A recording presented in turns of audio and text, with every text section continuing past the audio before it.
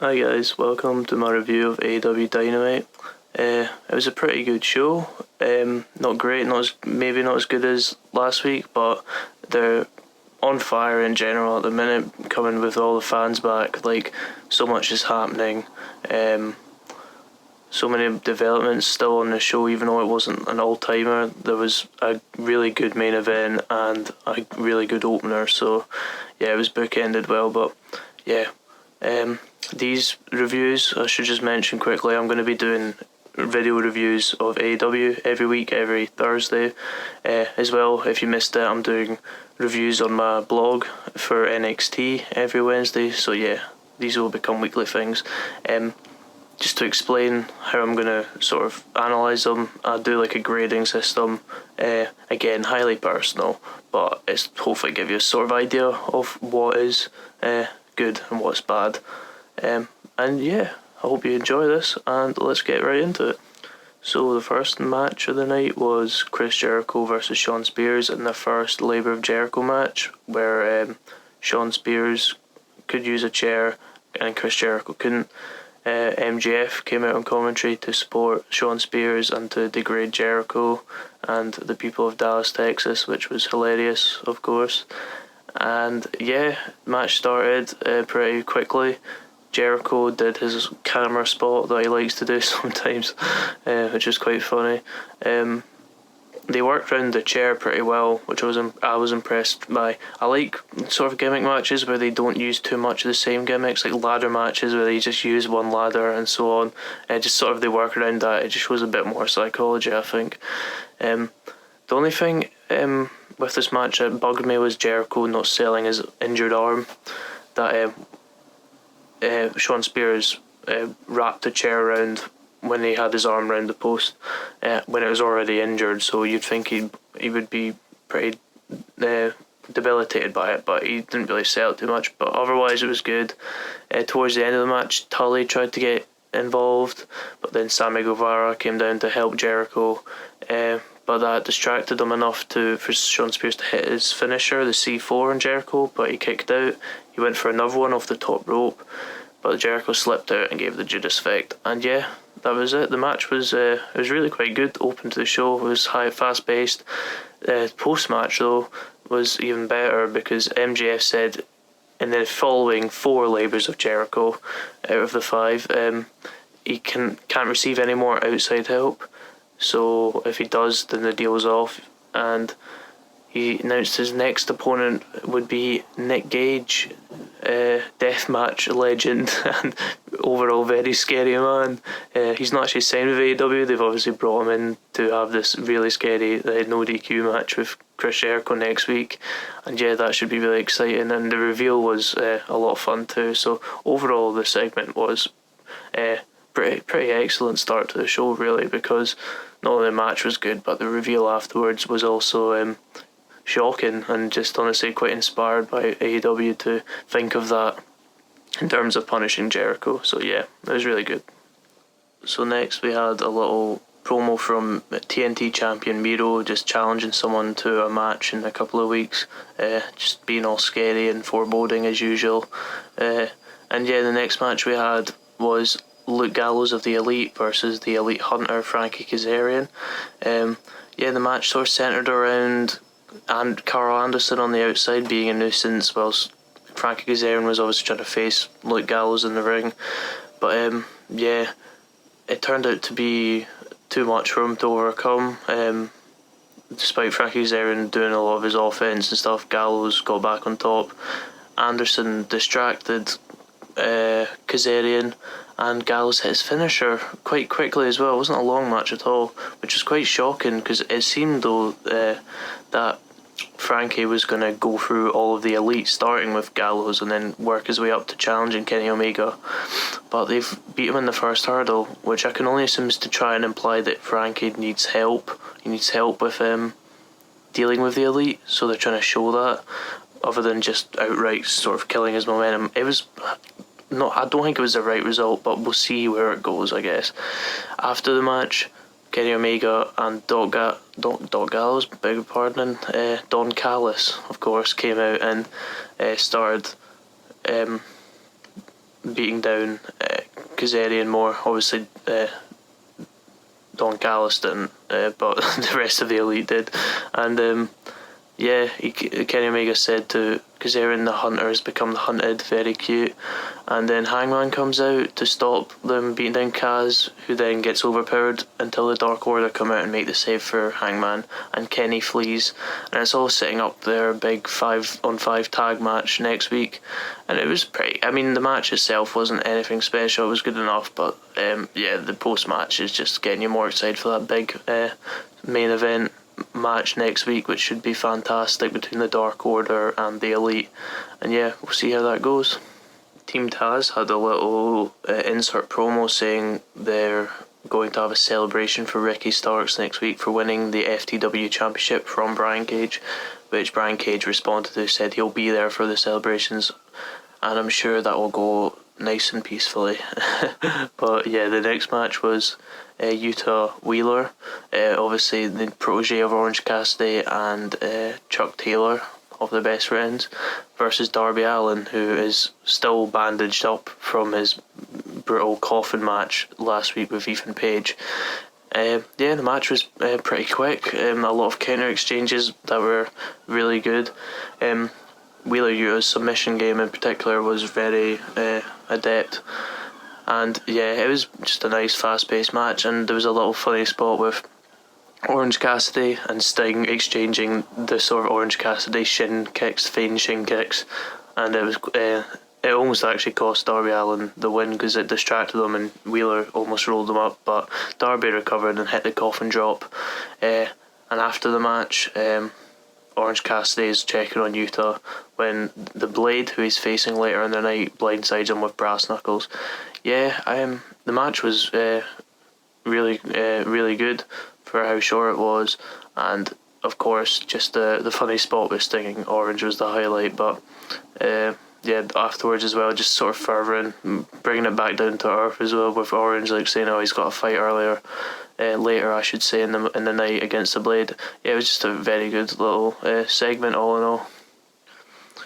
We then had a little package sort of recapping the rivalry between Jon Moxley and Lance Archer ahead of the main event, including their previous Texas Death match over 18 months ago when Moxley won the title from Archer. So that just got you excited more for the main event. And then we had Britt Baker versus Nyla Rose for the AEW Women's Championship. The build to this has been disappointing because Baker had people had such high hopes of Baker going into the title reign because she was just on top of the world at the minute. Obviously people are still really into Baker, and Nyla Rose is still very good as well, but the match as well was a bit disappointing in truth. There was a lot of quite good technical work early on, but especially from Britt Baker. It sort of degraded over time over the course of the match. There was a lot more sloppy work, a lot of missed. There was a botch where the referee counted a clear free count, but they sort of just went on with it. There was a little too much sort of big move kick out finisher spamming going on. There was a cute spot where there was a Eddie Guerrero tribute from Britt, with obviously Vicky Guerrero at ringside. It was a bit funny. She obviously chucked the belt at Nyla trying to get disqualified, but then Nyla turned it back on Britt and she tried to get her disqualified, which is a bit silly because then she wouldn't have won the title. But anyways, Paul Turner, the referee, was like, "Nah, I'm not having any of this," and they continued. Nyla hit her powerbomb, her main finisher, and Britt kicked out for quite a good near fall, and then Britt recovered, got the lockjaw in. It was certainly, the ladies worked hard, and that sounds so condescending. No, it was well planned out. I think it was just an execution. Wasn't as smooth, and sometimes it was just big move rest, and then the other person hit their big move, but it was a bit too much of that with not much in between. So it was good enough, and I'm glad Britt can move on to hopefully another challenger in the pretty talented women division that just gets overlooked sometimes. Hopefully that gets rectified in her coming title reign. Next we had a little press conference between FTR and Proud and Powerful. ahead of their match in North Carolina next week. FTR saying they don't respect the wrestlers that Proud and Powerful are, but they respect the men for having grown up in hardship and working their way up to the big time. Proud and Powerful have sort of jibes at FTR for their time in WWE and whatnot. Santana's a really good sort of promo about he's talking about his mother and his family and how he's doing it for them, and it's really inspired. He's such a good promo, honestly. Like, he needs to get more promo time. He's fantastic. And yeah, I wish this segment had more time, to be honest, because it looked like incredible from the time that it was given, but it should have probably been given more, maybe even been live. But the next segment was live. It was an interview with Andrade. He comes out looking like an absolute star, because he is. He just looks like a superstar. His English is much better as well. Like, on the live mic as well. You hear him a lot in interviews in the back and stuff, but on the live mic he was actually pretty good. He said he had a surprise to announce, which was he was bringing in a new advisor, which was Chavo Guerrero. Obviously he had Vicky Guerrero on his course, so he's getting nephew, Vicky's nephew, Chavo. And I love it. People online weren't as buzzing as I was, but I love Chavo Guerrero from my youth and stuff, so fair play. I was buzzing. I was like, why not? He's a decent talker, he can help Andrade and stuff. Like, I think it's a pretty good little addition. But yeah, Chavo puts over the roster, but mostly Andrade. Then Death Triangle appear after Andrade sort of insulted them last week. Andrade tries to get Phoenix and Pentagon to abandon Pac, saying he isn't their pals, they work for Pac basically, but then Pac says no, they were brothers, we're family and stuff. And yeah, it sort of dwindles out, the segment dwindles out when the Death Triangle get in a ring, and then all the referees split them up and whatever. Andrade runs away. I quite enjoyed it, but I looked online, I could see consensus was that it wasn't an amazing addition. Not just Chavo, but like sort of just the fact that it didn't really do anything apart from continue animosity between Death Triangle and Andrade a little bit. I'm certainly excited to see Andrade versus any of them. That would be fantastic, I'm sure, especially Pac or Fennec. I mean, literally all three of them. It's so good. It's going to be so good. So, that'll be exciting. But we'll see where it goes. It was probably unanimously online the most controversial thing on the show because of the time it was given, and obviously the Chavo thing. But yeah, I quite enjoyed it.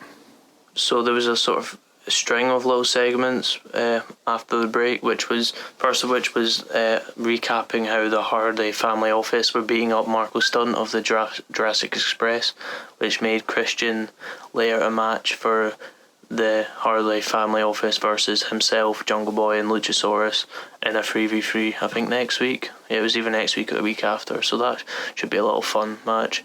Then there was a segment where QT Marshall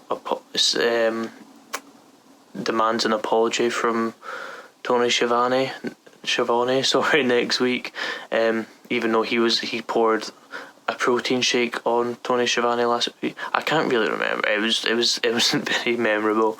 Basically, QT Marshall's being an arsehole. So yeah, that's about sums it up. And the next match was the Blade versus Orange Cassidy. Obviously, Blade blindsided Cassidy earlier on, so Orange Cassidy got his own back at the start of the match. He snuck up on him, attacked him from behind. Match was just going well, and Blade started feigning an injury in the corner for quite a while. Then he obviously hopped back up and he was fine and attacked Cassidy. He did like a really brutal sort of power bomb. It wasn't like a buckle bomb, but it was a power bomb on top of the they were on the top rope, and then he power bombed Orange Cassidy onto the top rope. It was pretty brutal landing. Match carried on, and the Bunny came always trying to distract Orange Cassidy, but then Chris Statlander got involved to help Orange. And yeah, there was I think after that a little distraction, and on Cassidy and the Blade hit a corkscrew tombstone, which looked absolutely brutal, but he kicked out, and then Orange Cassidy picked up the brass knuckles and hit the blade with them and got the win. Yeah, it was just pretty. It was good. It was good enough. It was a good sort of story beat that he used the brass knuckles and stuff to show, because Orange Cassidy is obviously quite a funny comedy character, so it's good that he showed that side. So yeah, pretty decent. So before the main event, we had a little segment of Chris Jericho accepting the challenge from Nick Gage, and he was in his Painmaker get-up, which, if you don't know, is his sort of alter ego when he goes hardcore matches where he looks like an idiot, basically. He's wearing a little bolo hat and he's got face paint on. He looks stupid, but I mean, it's funny. It's Chris Jericho. So yeah, that'll be for next week. They've revealed the card for Fight for the Fallen next week, and it looks absolutely incredible, highlighted by that main event 5v5, the tag team match with FTR and Britt and Powerful. I can't really remember much else off the top of my head, but it certainly is like a really good card. Yeah, then there's a little recap of Malachi Black versus Cody Rhodes, and that will be in 2 weeks in Jacksonville. I think that's the Jacksonville show. So yeah, as you can tell, I'm very confused about all these dates and venues, but it's basically going to be a very exciting couple of weeks for AEW. And then we had the main event, which it's going to take me ages to explain because there were so many spots, but like, it was incredible. It was such a good match. It was the death match between Jon Moxley and Lance Archer. Death match, I beg your pardon. It was the Texas death match, yeah, that's it. Yeah, how dare I forget the Texas part, especially when it was in Dallas, Texas, which is also Lance Archer's hometown. So, yeah, it was a last man standing match, basically, under AEW conditions. Mox came to the ring looking all raging and obviously ready for a fight. The brawl between them started immediately as Lance got to the ring. They started blasting each other with a kendo stick. They brawled into the crowd. Lance Archer picked up a fan. It also wasn't a real fan, it was a plant, but he picked up a fan and used the fan as a weapon against Moxley, which was funny. Moxley hit a DDT on the exposed floor, which busted Lance wide open, and then he pulled out a fork and started stabbing Lance in the head with a fork. It was incredible. Mox started destroying Lance's knee. He did the Pulmanizer really with his knee. Lance gets up, hits Jon Moxley with a bin lid, absolutely twats him with it. Mox is busted open at this point. There's more biting done by Jon Moxley to Lance Archer on his wounds. He twats him with a bin as well. He does. Oh, I hate the chair spots to do this, where they put chairs back to back like that. So instead of like having the open chairs like that, it's the chair like ends, and then Jon Moxley's spine absolutely just cracks over it. It looked brutal. After Archer did a powerbomb onto it, and yeah, Moxley hits a paradigm shift on Archer. But then Archer he gets up at 4, which I think is really good. It's more than 3, but less than, obviously, like just over 3. So if that were, well, yeah, you get. But then yeah, so that's not enough. So he sets up 2 barbed wire boards on top of 2 tables on the outside. Obviously, one of them are going through it. It just depends who. As Moxley goes to put Lance through the table, Lance reveals he's got the fork now, and he starts stabbing Moxley in the head with the fork, and then Uranage's Moxley through the table. He can't get up, not only because he's been put through the table, but he's stuck to the barbed wire, and Archer wins. And it was really good. Archer, I think, needed this, left in his character. He can go over to Japan and defend it and stuff, and obviously the hometown pop as well, so it was really good result. Definitely match night, the segment of the night. And yeah, after the match he was challenged by Hikuleo. I'm not too familiar with him. He's in New Japan. Obviously it's a New Japan title, so he's in the Bullet Club. Tama Tonga and Tangaloa's cousin, I think. I think he might be Haku's son. I'm not sure. I don't know if that's just something JR said, and it might be wrong, but nah. He challenged Archer after the match, that's another match that's happening next week, is Lance Archer versus Hikuleo. And yeah, it was outstanding, really, end to the show. It was so fun. And yeah, The overall show, it was probably, I would say, very good. Not very good, not great, because there were some downpourings. Even though I was high on stuff like the Chavo thing, there was certainly people online that weren't as high on it, which is fair enough. But yeah, overall, very good show, and I'm looking forward again to more of what come in AEW in recent weeks, especially with the news that came out with potential Daniel Bryan and CM Punk involvement. It's honestly insane. AEW's come so far, and it's just nice to see them get bigger and bigger. But yeah, hope you enjoyed my review, and if you want to check out my NXT review as well, I'll leave a link in the bio to do so as well. But yeah, thanks for watching, guys, and we'll do this again next week. Cheers.